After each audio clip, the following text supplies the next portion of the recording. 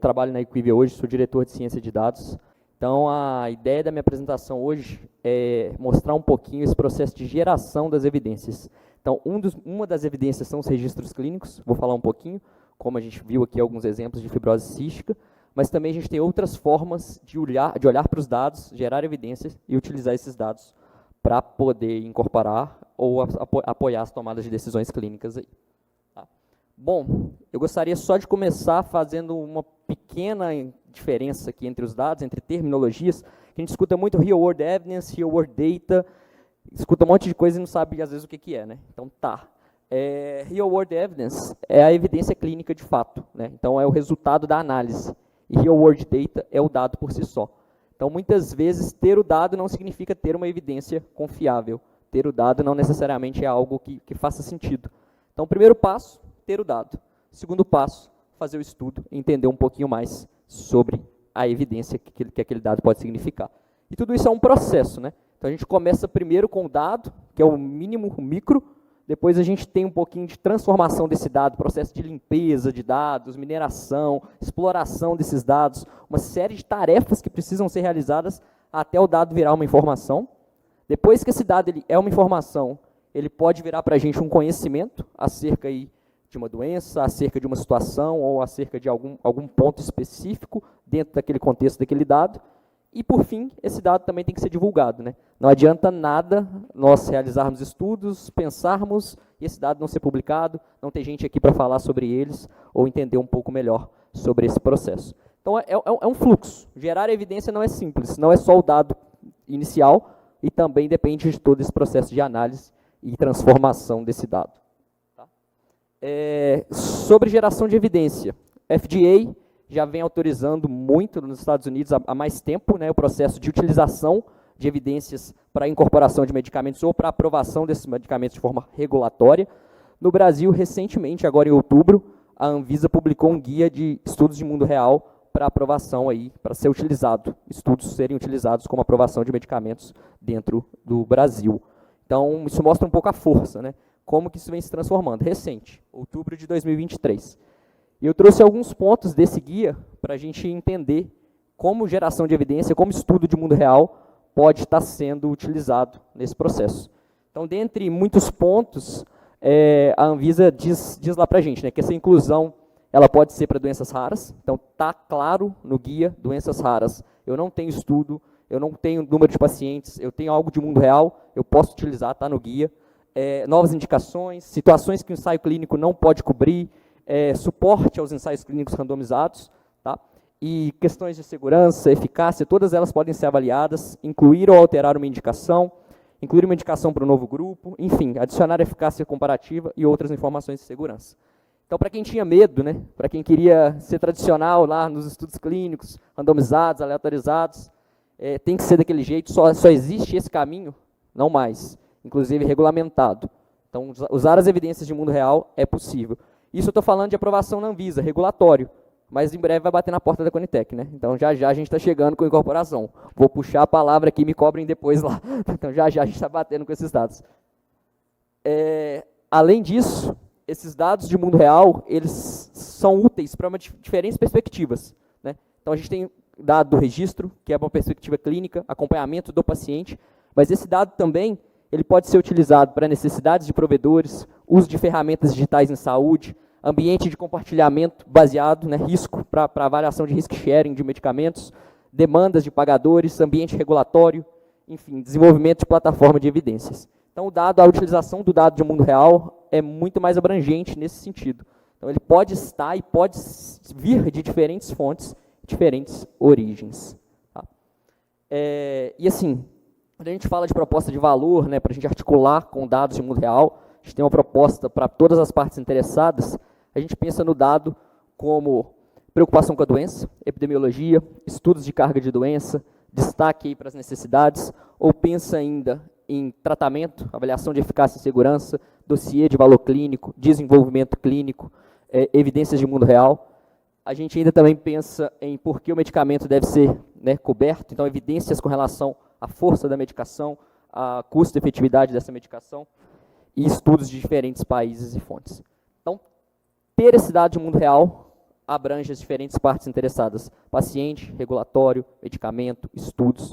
E eu brinco que essa conexão ela é muito mais importante porque ela vai beneficiar o paciente. Então, a ideia não é simplesmente eu quero medicamento porque o medicamento é isso, assim, assim, assado, ou eu quero aprovação porque o regulatório diz isso ou aquilo. É mais sobre o uso, sobre o que está comprovado, sobre o que está nos dados com relação a esses medicamentos. Tá? Gerando isso, gerando dados de mundo real, tem uma comparação rápida sobre pesquisa tradicional, pesquisa primária pura, ou abordagens inovadoras, ou abordagens secundárias específicas, mas são diferentes tipos de estudos que podem ser realizados. Então, cada um tem o seu dado específico, sua fonte específica.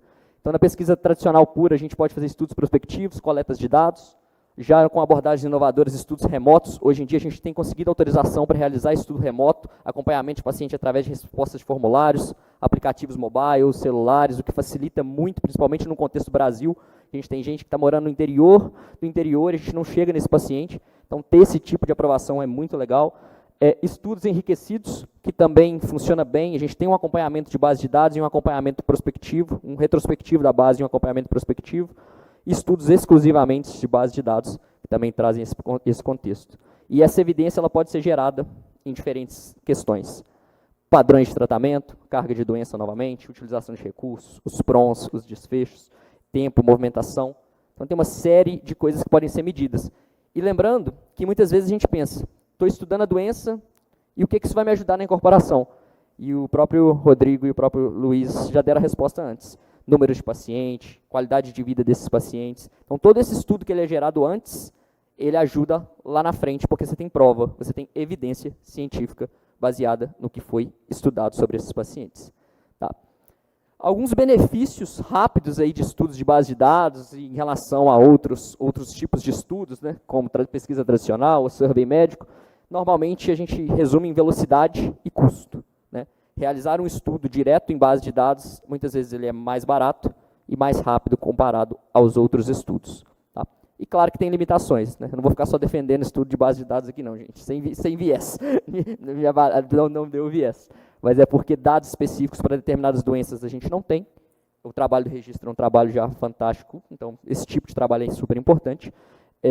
Ou ainda a gente tem muito problema nos dados. Então, quem já trabalhou com dados aí de mundo real sabe da dificuldade quando o dado não está bom, não está completo. Tá? Bom, por último, para falar sobre dados e bancos de dados, a gente tem uma série de estudos e uma série de possibilidades. Então, projetos de viabilidade, protocolo, avaliação de risco, vigilância, estudos de adesão, análise de fluxo, eficácia comparativa, impacto orçamentário, carga de doença, enfim.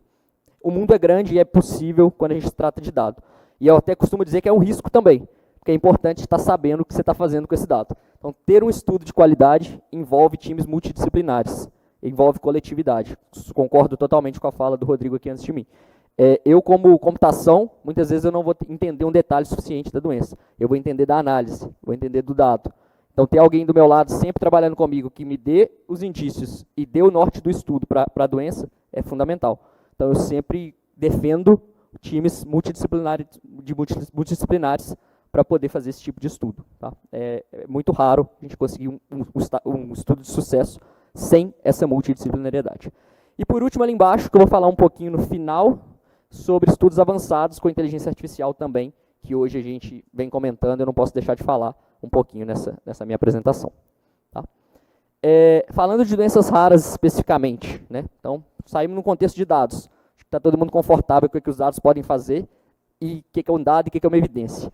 Falando especificamente de doença rara, tem uma série de artigos, eu tirei alguns prints específicos, mas a minha busca não foi exaustiva, mas que já utilizam aí estudos de base de dados e base de dados para estudos, tratamentos, revisões sistemáticas, aqui para doença de Fabry também, com inteligência artificial. Isso é só para mostrar um pouquinho que base de dados, inteligência artificial, estudos analíticos, descritivos, estão sendo realizados com doenças raras. Tá? E nisso, eu comento também as principais fontes de dados para doenças raras.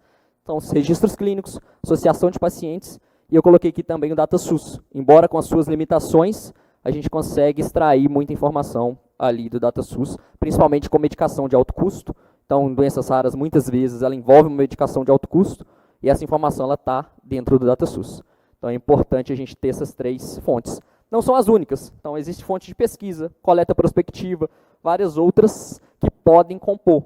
Por exemplo, o banco de dados genético. Então, hoje em dia, é muito legal se a gente conseguir utilizar e cruzar dados para banco de dados genéticos, estudos prospectivos, exames laboratoriais. O próprio programa de suporte ao paciente das indústrias farmacêuticas também tem sido uma fonte de estudo, e cada vez mais esses programas estão sendo desenvolvidos com o intuito de gerar evidência, porque antigamente era muito sobre o que meu medicamento está fazendo com as pessoas, e hoje é mais sobre como esse medicamento pode melhorar e o que eu posso saber mais sobre esses pacientes e gerar evidência. Então, são outras fontes menos conhecidas, mas possíveis também para o processo de geração de evidência. Tá? E alguns tipos de projeto, eu já comentei, não costuma mudar, mas tem um que eu acho que é bem diferente para a parte de doenças raras, que é com relação a encontrar pacientes ainda não diagnosticados. Esse é um desafio que eu recebo sempre na Equivia quando eu estou falando com indústria ou falando com o governo que quer saber um pouco mais sobre pacientes com doenças raras. Tá bom, os diagnosticados eu já conheço, mas eu sei que tem um universo que ainda não foi diagnosticado justamente por ser raro, e o que eu faço? Então, existem algumas estratégias, eu trouxe até um exemplo de como encontrar esses pacientes usando geração de evidência, usando dados de mundo real. Casos de uso. Então, como é que eu aplico isso? Tá? Todos esses casos que eu vou mostrar foram utilizando DataSUS, tá? Nenhum caso ainda foi utilizando dados de registro. Espero em breve a gente estar fazendo projetos aí utilizando dados de registro. Tá? As principais bases aí, SIM, CH e CIA, base ambulatorial, hospitalar e mortalidade do SUS.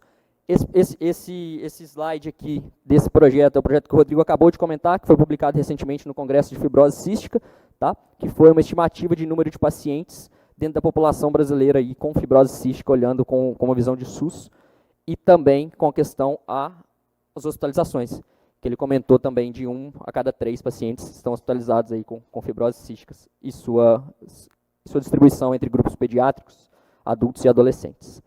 Tá? Então, essa é uma análise bem descritiva, tá? Sobre a doença, um panorama geral. É uma metodologia diferente, como o Rodrigo comentou, robusta para poder selecionar e chegar nesses pacientes, mas a gente consegue ter um descritivo do que vem acontecendo, principalmente dos que vêm sendo tratados. Também trouxe um exemplo de doença de POMP. Tá? POMP tem uma peculiaridade bem legal e bem difícil para mim, que ela não tem um CID específico. Né? Então, o CID é o E74 para todas as glicogenoses, e existem mais de 15 tipos diferentes de glicogenoses. Você não consegue olhar para o SUS e pensar com o CID quem é doença de POMP ou não. Tá? Aqui é um reporte específico do CID, a gente consegue mensurar o número de pacientes com tratamento ambulatorial, com tratamento hospitalar e mortalidade pelo E74, mas eu não posso garantir que todos esses são pacientes de POMP. Não posso, como não é verdade, porque o CID ele envolve mais glicogenoses dentro dele. E aí existem algumas estratégias computacionais, esse é um exemplo simples de gerar agrupamentos e gerar clusters para a gente tentar entender onde esses pacientes estão. Para esse caso aqui, a gente conseguiu gerar 4 clusters, mas mais claros estão 3, o roxinho, o verde e o azul, os pontos azuis, verdes e roxos, que indicam uma possível separação em 3 doenças dentro das glicogenoses. Então, eu consigo começar a olhar para os grupos diferentes. Não necessariamente eu sei qual é aquela doença, mas eu consigo analisar o perfil de quem é o grupo verde, de quem é o grupo roxo e de quem é o grupo azul. Isso pode me dar uma proximidade maior de quem são os pacientes de POMP. Então, eu consigo chegar um pouco mais, avançar um pouco mais para a realidade. Então, também é um exemplo de estratégia para tentar agrupar o que deve ser agrupado dentro de um mesmo CID único. Tá? Outro exemplo aqui para porfiria, já utilizando inteligência artificial, um modelo para identificar dados de pacientes não diagnosticados. Nesse caso, um modelo foi treinado para aprender o que é classificar um paciente com porfiria. Pensando aqui, gente, só em dados do SUS. O modelo pode ser muito melhor, tá? O modelo pode ter dados clínicos. O SUS são dados só administrativos. Então, eu sei quais exames foram feitos, quais procedimentos, mas eu não sei o resultado do exame, eu não sei o que de fato representa a característica clínica daquele paciente. Eu sei a característica de tratamento daquele paciente. Então, dada a característica de tratamento, a gente consegue gerar um modelo e consegue aplicar esse modelo em outros dados e avaliar se aquele paciente é um possível paciente de porfiria ou não. A confirmação não sou eu que vou dar, não tem como dar diagnóstico para o paciente, mas eu posso indicar que ele é um possível paciente de porfiria. E nesse caso a gente sai de 183 pacientes de porfiria para quase 4.600 possíveis dentro de um universo baseado nesse modelo. E aí a gente tem um espaço de estudo muito legal para entender o que está acontecendo. O que eu posso garantir é que esses 4.600 têm padrões de tratamento similar aos 183. Se ele é um paciente de porfiria, eu não posso garantir, mas que eles são bem parecidos, tem cara de, a gente pode falar, baseado nesse modelo. Tá? Desafios. Tá? Quais são os desafios dentro desse contexto? Tá? São muitos. Formulação de pergunta. Né? Então, esse é o primeiro ponto. Saber qual a pergunta eu quero fazer para os dados. Se faz a pergunta errada, você pode enviesar o seu estudo e o dado pode estar errado. Priorização de um estudo, de um desenho, né, prospectivo ou não, no desenho adequado, no tamanho amostral. Saber que estudos de mundo real avaliam principalmente a associação e não a causalidade. É o que aconteceu, não necessariamente a causa. Então, isso é muito importante.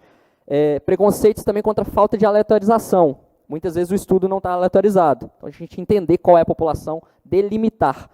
Antigamente, estudos analíticos, principalmente com a parte computacional, tinha aquela questão de ser generalizado. Né? Nós, como pesquisadores, queremos gerar tudo que seja reprodutível e generalizado. Para quando a gente está falando de populações específicas, isso não é verdade. Tá? Então, o caso do IBM Watson, por exemplo, que é famoso, um dos casos de falha dele foi exatamente isso. Ele aprendeu com padrões do sistema de saúde dos Estados Unidos, e quando você tenta aplicar em outro sistema de saúde, não é a mesma coisa. Traz para a Latinoamérica, é totalmente diferente. As medicações são diferentes, o manejo é diferente, então não funciona. E hoje, as pessoas estão entendendo isso, as revistas estão atendendo isso. Então, quando você delimita muito bem a população, é aceito. Porque antigamente seu estudo não é reprodutível, né? Era a resposta que vinha do revisor. E hoje não, hoje a gente entende que é para populações específicas. E as fontes de dados também, sabendo ver se tem dados ausentes ou de onde veio o seu dado. Futuro, por último, tá? Inteligência artificial. Tá? É futuro e presente. A Laura também, na parte da manhã, comentou que de 10 tópicos da ISPOR, 9 tópicos eram inteligência artificial. Então, a gente pensar, não ser contra, não querer combater, pensar em como nos beneficiar do uso de inteligência artificial. Tá? E aí aqui eu deixo vários exemplos. Tá? Acelerar processo de revisão sistemática. Então, a classificação com a inteligência artificial pode ser mais rápida para a gente. Suporte à tomada de decisão, auxílio ao diagnóstico, geração de dado, avaliação, resumo. Existe uma série de oportunidades que a gente tem que pensar na inteligência artificial como apoio à tomada de decisão, como modelos de apoio, não como inimigo e não como substituindo nós, enquanto pesquisadores, enquanto inteligência. Esse apoio é sempre bem-vindo. Tá? Muito obrigado. Espero que tenha contribuído para clarear um pouquinho a cabeça de vocês com relação a dados. Obrigado, gente.